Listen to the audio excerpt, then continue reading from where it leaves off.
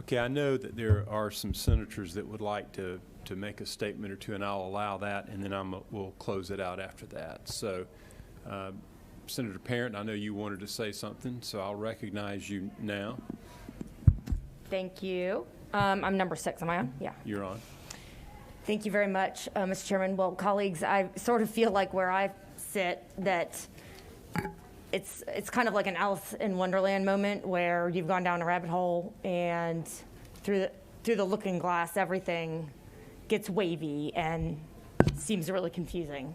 But to me, that seems like a sort of alternate universe that we don't have a lot of evidence of, frankly. And there's a lot of misinformation or misstatements even being disseminated by some witnesses, probably in good faith.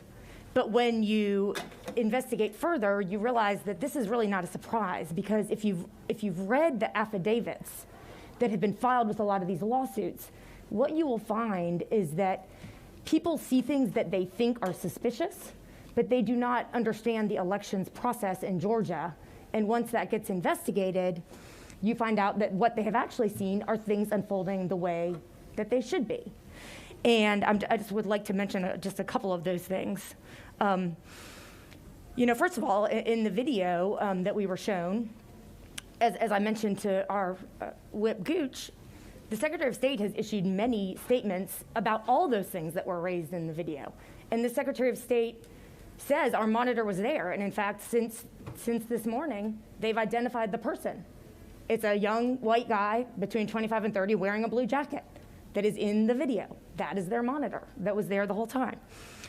Some people have filed affidavits not understanding that there is a duplication process when ballots can't be scanned, when they're torn, when they're UOCAVA ballots, because then when they're UOCAVA, Uniformed Overseas Citizen Absentee Voting Act, something like that, people are printing them on home computers at their houses abroad. They have to be duplicated, and there's a procedure for doing that. So you see a lot of these affidavits where people are like, this seems weird, this seems fraudulent, when actually it's the process. The human error raised in DeKalb, there have been, by Mr. Amick, I think, there have been numerous news stories about that. That would have been caught later in the process. If you canvass the vote properly at the county level before you go ahead and submit, you will catch things like that.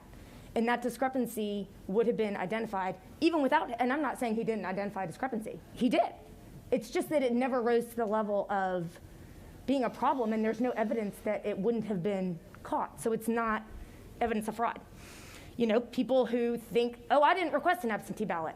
Well, you're on the rollover list. 600,000 people. You know, so there's just a lot of things where we really need actual evidence of things that are provable, that are widespread irregularities that would rise to the level of having flipped the election.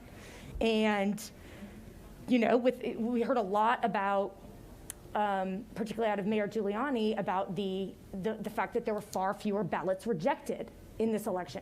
Well, that is true, because we changed the law. We changed the law after the 2018 election to allow an opportunity to cure. And the laws related to the oath were also changed by this body. So these are all things that have happened. There are some innocent explanations for many of these things. And, you know, this was a very close election, but in the end, the number of ballots and the number of voters matched. After the hand count, they matched. The number of voters and the number of ballots matched, and that has been confirmed numerous times. We did a hand count with the human readable text for the presidential election. We're about to complete our third count. I feel like if we were truly interested in getting to the bottom of a lot of concerns that people have raised, and I do think that those need to be addressed, because faith in our elections is crucial. People do feel that results can't be trusted. That is a problem. You know, first of all, there is the 23 investigators and 250 complaints at the Secretary of State's office. But even aside from that, if we were interested in finding out the truth behind statements being made, we would have a hearing where many of those could be discussed, and we could ask questions of people that have knowledge about how Georgia's election systems are run. and we did not have that. So it seems pretty clear to me that we aren't actually really interested in trying to get to the bottom of some of these complaints. Could our election be run better? Human error does not equal fraud. Bad management does not equal fraud. Of course we need to have secure elections. I'm sure there are myriad ways that you guys think it could be run better, and that I think it could be run better. There are, so let's talk about those. But we do not have evidence of widespread irregularities that would change the election, and that's what you need to really talk about this. I've mentioned it 3 times already today. 40 judges and 40 lawsuits have not found that. Attorney General Barr has not found that. Brad Raffensperger and everyone involved in elections in Georgia have not found that. And with that, we get to this notion that we should seize the power away from the voters. I think we all know, and Senator Heath, Chairman Heath raised it, in order for us to even contemplate doing that, we would have to call a special session and change the law. The governor, speaker, and lieutenant governor have already said, we're not calling a special session. You need 3/5 of the legislature to call a special session. Clearly that's not gonna happen. If these folks have evidence of fraud that would change the election, they can and should present it in the courts and to the Secretary of State's office. People who have the ability to investigate, recommend changes to us, and if there's a big problem, then let's hear it, you know? Then we have to take action.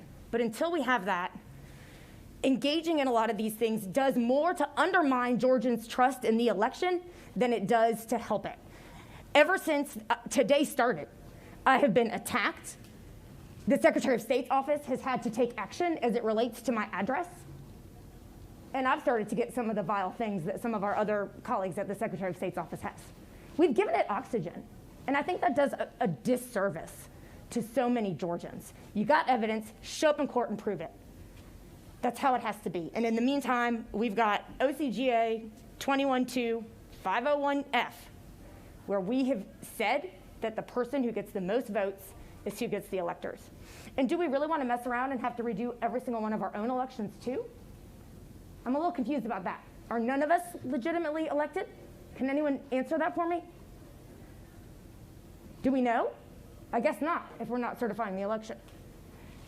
I really appreciate all of you for listening to, from where I sit, I see it. I know we've all gotten blown up since the election. I know that all of you have a lot more than me.